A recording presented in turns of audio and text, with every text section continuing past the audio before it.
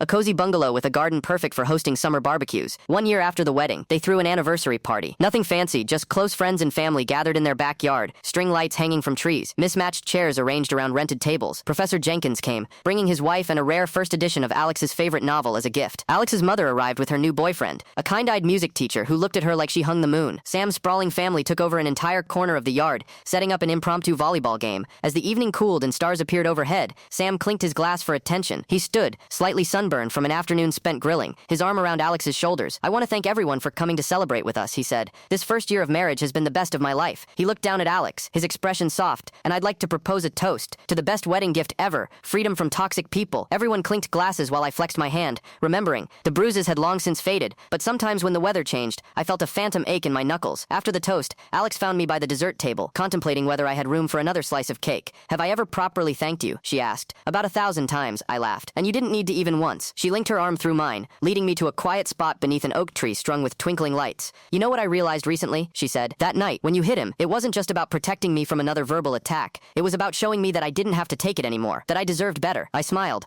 remembering the girl who used to call me crying after her father's visits, who rehearsed conversations in the mirror, hoping to finally earn his approval. Everyone deserves better than what he gave you, I said. She nodded, looking across the yard at her gathered loved ones, people who supported her, celebrated her, loved her exactly as she was. Sometimes the most loving thing you can do is throw a punch that's been 20 years coming, she said, raising her glass in a small toast, to boundaries and the friends brave enough to enforce them. I clinked my glass against hers, thinking of all the ways we protect the people we love, sometimes with a word, sometimes with a gesture, sometimes with a fist, and I knew I'd do it again in a heartbeat.